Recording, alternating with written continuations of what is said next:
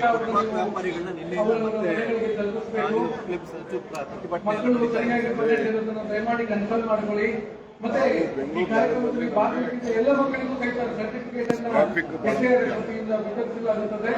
ಈಗಾಗಲೇ ಸಂಬಂಧಪಟ್ಟ ಎಸಿಪಿ ಕಚೇರಿಗೆ ತಲುಪಿದೆ. ಇನ್ನೊಂದೆರಡು ದಿನಗಳಲ್ಲಿ ಸಮಗ್ರ ಕೈಗೆ ಅದು ಸೇರಲಿದೆ.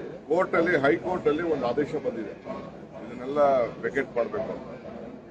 ಆದ್ರೂ ನಾವು ಫುಟ್ಪಾತ್ ನಲ್ಲಿ ವ್ಯಾಪಾರ ಮಾಡೋರು ವ್ಯವಹಾರ ಮಾಡೋರಿಗೆ ಅವ್ರು ರಿಜಿಸ್ಟ್ರೇಷನ್ ಮಾಡಿಕೊಂಡು ಎಲ್ಲ ಒಂದು ಸೈಡ್ ಅಲ್ಲಿ ಅವರು ತಳ್ಳೋ ಗಾಡಿ ಇಟ್ಕೊಂಡು ಮಾಡಿದ್ರೆ ನಾವು ಪ್ರೋತ್ಸಾಹ ಕೊಡ್ಲಿಕ್ಕೆ ನಾವು ಸಿದ್ಧ ಇದ್ದೇವೆ.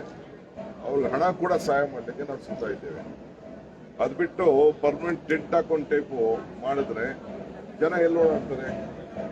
ಸೊ ಅದು ನನಗೆ ನಾಗರಿಕರಿಂದ ಬೇರೆಯವರಿಂದ ಎಲ್ಲ ಬಹಳ ದೊಡ್ಡ ಕಂಪ್ಲೇಂಟ್ ಆಗಿ ಕೋರ್ಟ್ ಹೋಗಿ ಕೋರ್ಟ್ ಆದೇಶ ಕೊಟ್ಟಿದೆ. ಆ ಆದೇಶನ ಈಗಾಗಲೇ ನಮ್ಮ ಕಮಿಷನರ್ ಅವರು, ನಮ್ಮ ಪೊಲೀಸ್ ಇಲಾಖೆಯವರು ಎಲ್ಲ ಸೇರಿ ಒಟ್ಟಿಗೆ ಅವರು ಮಾಡ್ತಾ ಇದ್ದಾರೆ. ನನಗೆ ಅರಿವಿದೆ, ನನ್ನ ಹತ್ರ 2-3 ಸತಿ ಬಂದು ಹೋಗಿದ್ರು. ನಾನೊಂದು ಸ್ಪಾಟ್ ವಿಸಿಟ್ ಮಾಡಬೇಕು ಅಂತಿದ್ದೀನಿ. ಎಲ್ಲ ಸೈಡ್ ರೋಡ್ಗಳಲ್ಲಿ ಹಾಕೊಟ್ರೆ ಪರವಾಗಿಲ್ಲ. ಸೈಡ್ ರೋಡಲ್ಲಿ ಅಲ್ಲಿ ಆ ಮನೆ